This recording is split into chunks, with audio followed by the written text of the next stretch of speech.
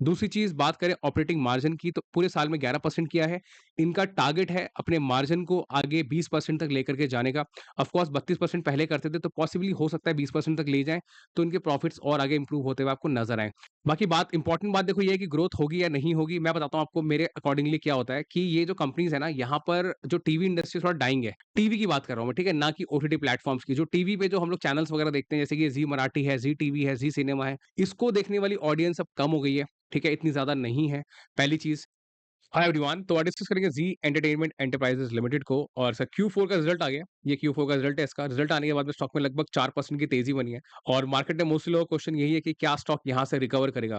मैं recover word इसलिए कह रहा हूँ क्योंकि स्टॉक में लोग काफी टाइम से फंसे हुए हैं, लोग 2-2 साल से फंसे हुए हैं, किसी ने यहाँ खरीदा है, किसी ने यहाँ खरीदा है, नीचे के भाव में खरीदा हुआ है स्टॉक में लोगों ने यहाँ कहीं पे, और अभी भी स्टॉक नीचे कहीं बॉटम बना के 130 के लेवल से ऊपर की तरफ आ रहा है। तो क्या स्टॉक चलेगा, नहीं चलेगा, इसे Q4 के रिजल्ट को एनालाइज करेंगे डिटेल में। इसकी कॉन्फ्रेंस कॉल है, ये मैंने पूरी सुन ली है।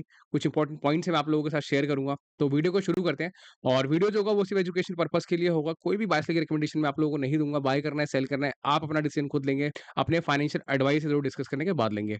तो सीधा इसके Q4 के नंबर्स को डिस्कस करते हैं। अगर आप यहाँ पे प्रेजेंटेशन के अंदर आओगे तो ये देखो INR मिलियन के अंदर नंबर्स हैं, करोड़ों में नहीं है। मैं आपको करोड़ों में बता दूंगा। आप यहाँ अगर Q4 को देखते हो तो 2169 मतलब 2170 के आसपास का इन्होंने रेवेन्यू किया है, 2170 करोड़ का। ये मिलियंस में दिया हुआ है। आप परसेंटेज फॉर्म में देखोगे तो 6.1% की यहाँ पे इन्होंने बढ़त दिखाई है अपने पिछले क्वार्टर से, और ईयर ऑन ईयर बेस पे 2.7% से रेवेन्यू बढ़ाएगा, विच इज गुड थिंग कि रेवेन्यू में इनकी थोड़ी सी बढ़त हमें देखने को मिल रही है, क्योंकि काफी टाइम से अगर आप इनका रेवेन्यू देखोगे क्वार्टरली रिजल्ट्स के अंदर तो ये लगभग 2000 की रेंज में ही है, अभी भी 2000 की रेंज में है।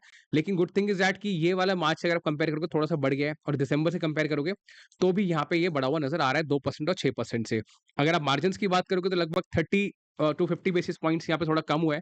9.7% का मार्जिन है यहाँ पे, जो कि डिसेंट है, क्योंकि पहले 7.2 था लास्ट Q4 के अंदर और Q3 के अंदर 10.2 था। तो इसलिए थोड़ा सा मार्जिन इन्होंने यहाँ पे ठीक ठाक किया है।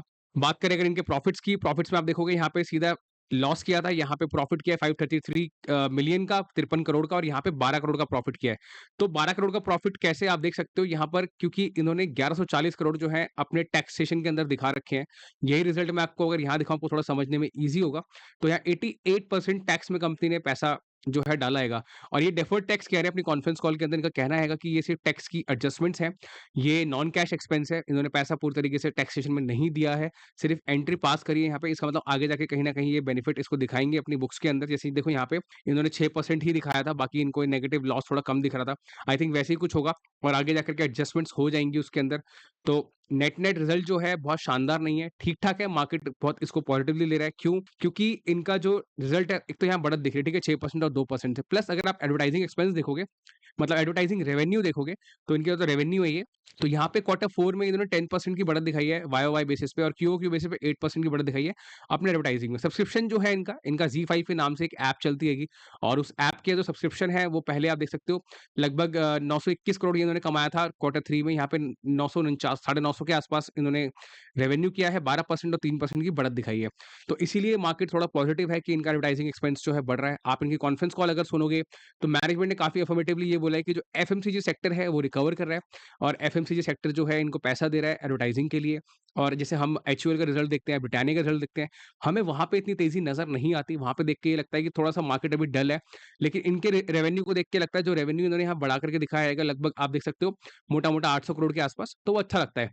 तो अब क्या ये आगे भी ग्रो होगा, देखो वो किसी को नहीं पता। मैनेजमेंट का कहना ये है अपनी कॉन्फ्रेंस कॉल में कि ये लोग अपने क्लाइंट्स को एक अच्छी डील दे रहे हैं ताकि वो लोग इनको आगे और रेवेन्यू दें, इनके पास में और पैसा आए। प्लस सेकंड चीज, ये अपने कंटेंट को लेके बहुत ज्यादा फोकस्ड हैं। जैसे मैंने आपको लास्ट कॉन्फ्रेंस कॉल पढ़ के बताई थी पिछली वीडियो के अंदर, तो इन्होंने कहा था कि हम बहुत फ्रूगली जो है काम कर रहे हैं। फ्रूगली का मतलब ये है ज्यादा फालतू खर्चे नहीं करेंगे, जो कंटेंट है बहुत समझदारी के साथ लेकर के आएंगे ताकि वो आगे जाकर के चले। अगर किसी मूवी को स्पॉन्सर कर रहे हैं तो वो भी बहुत देख करके करेंगे। हम पैसे का आउटफ्लो बहुत सिंसियरली करेंगे। तो वो चीज यहाँ पे मुझे लगता है आगे मैनेजमेंट हो सकता है करे, ठीक है। इनके रिजल्ट में इतना देखने को नहीं मिला है, क्योंकि इनके मार्जिन्स 10% के आसपास ही हैं पहली बात तो, और रिजल्ट भी कोई इतना शानदार आया नहीं है कि हाँ 10-20% की ग्रोथ इन्होंने कर दी हो। तो अभी वो रिजल्ट हो सकता है वो बेनिफिट्स हमें अभी नहीं दिख रहे हैं, वाले क्वार्टर्स के अंदर वो दिखे। मैनेजमेंट भी यही कह रहा है कि आने वाले क्वार्टर्स में आपको बेनिफिट देखने को मिलेगा। तीसरी इंपॉर्टेंट चीज़ जो इनकी कॉन्फ्रेंस कॉल में बात हुई, वो हुई इनकी सोनी वाली डील को लेकर के। और सोनी की डील में देखो आप लोगों को पता होगा कि सोनी ने वो डील डिक्लाइन कर दी थी। उसके बाद में जो ज़ी है उन्होंने एनसीएलटी में जाकर कंप्लेंट करी थी और वहाँ पे वो केस चल रहा था। लेकिन अभी ज़ी ने वो कंप्लेंट वापस ले ली है, विथड्रॉ कर ली है। क्यों? क्योंकि उसमें कुछ आगे बढ़ता हुआ नज़र नहीं आ रहा था। दूसरी चीज़, अभी आर्बिट्रेशन चल रहा है इनका सिंगापुर के अंदर। आर्बिट्रेशन का मतलब ये होता है कि दोनों पार्टीज़ बैठती हैं आपस में और सुलह करती हैं कि हाँ भाई, क्या प्रॉब्लम्स हैं उसको सॉल्व कर लेते हैं, ना कि कोर्ट में जाकर के अपना समय बर्बाद करें। तो वो भी चल रहा है, अब उसमें क्या होगा आगे जाकर के देखते हैं। चौथी चीज़, जो पुनीत गोयनका है, वो एमडी है इस कंपनी के और उनका जो अभी पूरा टेन्योर है, वो खत्म हो जाएगा दिसंबर के अंदर। अब आगे स्टेक होल्डर्स जितने भी मेजॉरिटी शेयर होल्डर्स हैं, वो उनको दोबारा से अपॉइंट करेंगे, नहीं करेंगे, वो भी एक क्वेश्चन है। खैर वो दिसंबर की बात तब की तब देखेंगे। लेकिन हाँ, वो चीज़ आप लोगों को पता होनी चाहिए कि बीइंग एन एमडी उनका टेन्योर जो दिसंबर में खत्म हो जाएगा। बाकी बात इंपॉर्टेंट बात देखो ये है कि ग्रोथ होगी या नहीं होगी, मैं बताता हूँ आपको मेरे अकॉर्डिंगली क्या होता है कि ये जो कंपनीज़ है ना, यहाँ पर जो टीवी इंडस्ट्री थोड़ा डाइंग है। टीवी की बात कर रहा हूँ मैं, ठीक है? ना कि ओटीटी प्लेटफ़ॉर्म्स की। जो टीवी पे जो हम लोग चैनल्स वगैरह देखते हैं, जैसे कि ज़ी मराठी है, ज़ी टीवी है, ज़ी सिनेमा है, इसको देखने वाली ऑडियंस अब कम हो गई है, ठीक है? इतनी ज़्यादा नहीं है, पहली चीज़। दूसरी चीज़, अगर ये सस्टेन भी करता है, तो फिर भी इतना एड रेवेन्यू नहीं आएगा, जितना एड रेवेन्यू इनको आ सकता है ओटीटी प्लेटफ़ॉर्म से, क्योंकि लोग ओटीटी पे बहुत ज़्यादा जाते हैं। और जो इनका ओटीटी प्लेटफ़ॉर्म है, वो इतना शानदार नहीं है, अगर आप उसको अमेज़न, नेटफ्लिक्स से कंपेयर करो तो। मैं बताता हूँ क्यों? पहली चीज़, अगर आप कंपेयर करते हो फॉर एग्ज़ाम्पल जियो के साथ या हॉटस्टार के साथ, तो जियो और हॉटस्टार कैसे प्ले करते हैं, वो लोग अपने चैनल के ऊपर स्पोर्ट्स को लेकर के आते हैं। जैसे आईपीएल का मैच आता है, ठीक है? हॉटस्टार के ऊपर नेशनल क्रिकेट मैचेस आते हैं, ठीक है? इंडियन टीम के बाकी और मैचेस आते हैं। तो वहाँ से ऑडियंस ज़्यादा उनको प्रेफ़र करती है सब्सक्रिप्शन देने के लिए, पैसा पे करने के लिए। सेम गोज़ विद नेटफ्लिक्स, अगर आप बात करो, अमेज़न बात करो, इनका कंटेंट थोड़ा-सा ज़्यादा मार्केट में चलता है, ज़्यादा शायद प्रमोशन वगैरह करते हैं, अच्छा कंटेंट लेकर के आते हैं। अब ज़ी5 का जो रेवेन्यू है यहाँ पर, जो इनकी ऐप है, रेवेन्यू तो बढ़ रहा है। इसका मतलब ये है कि ये लोग अपनी ऐप के ऊपर जो कंटेंट है, वो अच्छा ला रहे हैं। आप यहाँ देख सकते हो, ये सब्सक्रिप्शन जो है 12% से बढ़ा हैगा वाई-ओवाई पे और क्यू-ओ-क्यू पे 3% से बढ़ा है। तो आगे जाकर के ये कैसा कंटेंट लाएँगे मुझे नहीं पता। ऑफ कोर्स इनका यूट्यूब चैनल बहुत बड़ा आएगा, अगर आप देखोगे यहाँ पे इनके नंबर ऑफ सब्सक्रिप्शन जो है 165 है। तो इसका मतलब कंटेंट ये आगे अच्छा ही लाएँगे और अगर अच्छा कंटेंट आएगा तो पॉसिबली इनका सब्सक्रिप्शन का जो मॉडल है, चाहे वो यूट्यूब के ज़रिए हो, चाहे वो इनकी ज़ी5 ऐप के ज़रिए हो, वहाँ से रेवेन्यू इनको अच्छा मिलेगा। लेकिन मोटा-मोटा जो रेवेन्यू आ रहा है वो उनको यूट्यूब के ज़रिए आ रहा है, एज़ सब्सक्राइबर जो पैसा मिलता है। बाकी जो इनकी एप्लीकेशन है वो भी अंडर जो है अभी मैच्योर होने के अंदर है। उस पे टेक्नोलॉजी पे भी काम हो रहा है। नो डाउट ऐप मैंने चला रखी है, ऐप इनकी अच्छी है, कोई प्रॉब्लम नहीं है उसके अंदर। लेकिन स्टिल अभी कंटेंट को देखते हुए लॉन्ग टर्म वाली बात है वो कि कैसा कंटेंट आएगा, कैसा पैसा ये लोग बनाएँगे। Good thing is that company की बैलेंस शीट में पैसा बहुत है, ये चाहे तो एक्सपेरिमेंट बहुत कर सकते हैं, लेकिन मैनेजमेंट ने बोला है हम ज़्यादा एक्सपेरिमेंट नहीं करेंगे अभी।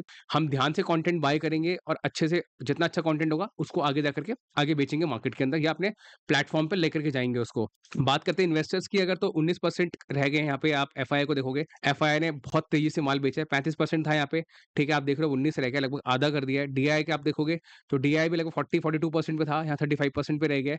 पब्लिक के पास स्टेक बढ़ रहा है, पब्लिक बहुत तेज़ी से इसके अंदर आ रही है, क्यों? क्योंकि स्टॉक का भाव कम है। लॉन्ग टर्म व्यू मैंने आपको बता दिया, टीवी इंडस्ट्री थोड़ा डाइंग है, लेकिन स्टिल इस कंपनी की खास बात ये है कि इन्होंने अपना रेवेन्यू जो है मेंटेन किया हुआ है। क्यों? क्योंकि एडवर्टाइज़मेंट रेवेन्यू टीवी से तो आ ही रहा है, साथ-साथ यूट्यूब से आ रहा है, साथ-साथ सब्सक्रिप्शन ऐप से इनकी आ रहेगा जो ज़ी5 ऐप है, बाकी सर्विसेज़ वगैरह से आ रहा है। नेट-नेट जिन लोगों के पास में भी ये स्टॉक है, मैंने पहले भी ये चीज़ बोली थी कि यहाँ पे कहीं पे आपको अगर पोज़ीशन बनानी है तो बना सकते हो, लेकिन मेरी रिकमेंडेशन कोई नहीं है। मेरे अकॉर्डिंगली जिसके पास में है, उनको होल्ड करना चाहिए, उनको बेचना नहीं चाहिए, क्योंकि ऑलरेडी देखो अगर आपने लॉस बेयर किया है, आप इतने समय से इसमें बैठे हुए हो, तो आप चुपचाप बैठे रहो, स्टॉक को भूल जाओ। आपको नई एसआईपी करनी है, न्यू एसआईपी अगर आपको पैसा डालना है, तो मार्केट में 4000 कंपनी है। उन 4000 कंपनी में से मेरे को लगता है बुल रन के अंदर 40 कंपनियाँ ऐसी होंगी, 50 कंपनियाँ ऐसी होंगी, जो आगे जाकर के डबल हो जाएँगी 1 साल में, 6 महीने के अंदर या 2 साल के अंदर। अच्छे रिटर्न्स देंगी, जिनमें ग्रोथ आएगी अच्छी। आप उन कंपनीज़ के अंदर जाके अपनी एसआईपी को करो, अच्छे स्टॉक्स को ढूँढो, जिनमें आगे मल्टी बैगर पोज़ीशंस आपको बन सके, क्योंकि बुल रन बार-बार नहीं आता, ठीक है? 5-5 साल में एक बार मौका मिलता है, 10-10 साल में एक बार मौका मिलता है अच्छे बुल रन को एन्जॉय करने का। तो अभी आप उन कंपनीज़ के ऊपर फ़ोकस करो जहाँ आपका पैसा मल्टी बैगर बन सके, जहाँ आपका पैसा अच्छी आपकी वेल्थ बना सके, ना कि यहाँ पे ऊपर खरीदा डुबा दे, ठीक है? जिनको एवरेज करना है मेरे अकॉर्डिंगली एवरेज भी मत करो, पैसे को अच्छे स्टॉक्स में डालो, फिर यही बात बोलूँगा। और जिन्होंने लिया हुआ है वो होल्ड कर लें, न्यू पोज़ीशन तो कोई मत बनाओ, क्योंकि इतना कोई चमत्कारी स्टॉक नहीं है। 41 का पीई है इसका, आप देखोगे अगर आरओसी बेकार है, 6% का है, आरओई 3% का है। जिनके पास में होगा उनको सुन के बुरा लग रहा होगा कि मैं ऐसे इसको डिस्करेज कर रहा हूँ। लेकिन स्टिल मेरा मानना ये है कि आपके पास में है, आप होल्ड कर लो, लेकिन नए लोगों को इसमें नहीं आना चाहिए। ठीक है? अगर ऑपरेटर आएगा, स्टॉक को चलाएगा, ऑपरेटर काफ़ी स्टॉक्स को चला रहा है अभी। ठीक है? बहुत सारे स्टॉक्स मैंने पीछे देखे हैं जिनके रिज़ल्ट नॉर्मल आ रहे थे, फ्लैट आ रहे थे, मार्जिन्स नॉर्मल थे। ऑपरेटर उनको ऊपर ले गया है। हो सकता है ऑपरेटर इसके अंदर भी आए, इस स्टॉक को चलाए। तो जिनका पैसा है वो रिकवर कर लेंगे, बाकी आपकी मर्ज़ी है अगर आपका रिस्क एपेटाइट अच्छा है आप होल्ड कर सकते हो, आपको लगता है कि जो ये परसेंटेज यहाँ बन रही है लगभग यहाँ से लेके यहाँ तक आपको ये एन्जॉय करनी है 100% की, तो आपकी मर्ज़ी है, आपका अपना रिस्क टेकिंग एबिलिटी है, आप इसमें इन्वेस्ट कर सकते हो। बाकी स्टॉक कब बढ़ेगा, कितनी जल्दी रिकवर करेगा, वो मार्केट में किसी को भी नहीं पता, ये अनुमान कोई नहीं लगा सकता। बाकी एक और लास्ट इंपॉर्टेंट पॉइंट ये है कि गाइडेंस का तो मैनेजमेंट ने अपनी कॉन्फ्रेंस कॉल के अंदर अपने रेवेन्यू को लेकर के कोई भी गाइडेंस नहीं दिया है कि ये जो इनके क्वार्टर का या जो साल का रेवेन्यू है कितनी परसेंटेज से बढ़ेगा। उन्होंने यही कहा है कि हम आगे ऑप्टिमिस्टिक हैं इस रेवेन्यू को लेकर के, हम पिछले साल से बेहतर करेंगे। दूसरी चीज़ बात करें ऑपरेटिंग मार्जिन की तो पूरे साल में 11% किया है। इनका टारगेट है अपने मार्जिन को आगे 20% तक लेकर के जाने का। ऑफ कोर्स 32% पहले करते थे तो पॉसिबली हो सकता है 20% तक ले जाएँ, तो इनके प्रॉफिट्स और आगे इंप्रूव होते हुए आपको नज़र आएँ। तो यही सारी गाइडेंस है, यही सारी इन्फॉर्मेशन है इस कॉन्फ्रेंस कॉल के अंदर, इस डेटा को लेकर के, बाकी और कुछ इसमें इतना इम्पोर्टेंट है नहीं आपको बताने वाला, बाकी सब नॉर्मल चीज़ें हैं, क्या इनके नंबर्स बढ़ रहे हैं, क्या कंपनी आगे लेकर के ऑप्टिमिस्टिक है, वो सब मैंने आपको वैसे ही बता दिया। आपको और कोई क्वेश्चन है स्टॉक के रिगार्डिंग आप ज़रूर कमेंट करना, मैं आपको ज़रूर आंसर करूँगा उसके ऊपर। बाकी आप में से 1 टू 1 अगर कनेक्ट करना चाहते हो, आप अगर कोई डिस्कशन करना चाहते हो मेरे साथ, तो मैंने नीचे नंबर डाल दिया अपना डिस्क्रिप्शन के अंदर, आप डिस्क्रिप्शन पे क्लिक करोगे, वहाँ पे नंबर मिलेगा, आप वहाँ पे मुझे रीच आउट कर सकते हो। अगर मैं कॉल पे रिप्लाई ना करूँ, तो आप प्लीज़ व्हाट्सएप करके छोड़ देना, तो हो सकता है आपको लेट हो के थोड़ा रिप्लाई मिले, लेकिन रिप्लाई ज़रूर मिलेगा। आप मेरे चैनल पे और भी अच्छी वीडियोज़ देख सकते हो, मैंने काफ़ी अच्छे स्टॉक्स यहाँ पे कवर किए हुए हैं, लॉन्ग टर्म व्यू के हिसाब से कवर किए हुए हैं। आपको कॉन्फ्रेंस कॉल मिलेगी, आपको लॉन्ग टर्म का डेटा मिलेगा, हर एक चीज़ के अंदर हम एकदम डिटेल्ड व्यू लेके चलते हैं, तो आपका स्टॉक ज़रूर कोई ना कोई आपको इस प्लेलिस्ट के अंदर मिल जाएगा। आप 6 महीने पुराना वीडियो भी अगर देखोगे, तो भी आपको अच्छी इन्फॉर्मेशन इस प्लेलिस्ट के अंदर ज़रूर मिलेगी। तो इस वीडियो के लिए इतना ही, मिलते हैं अगली वीडियो में। Thank you so much.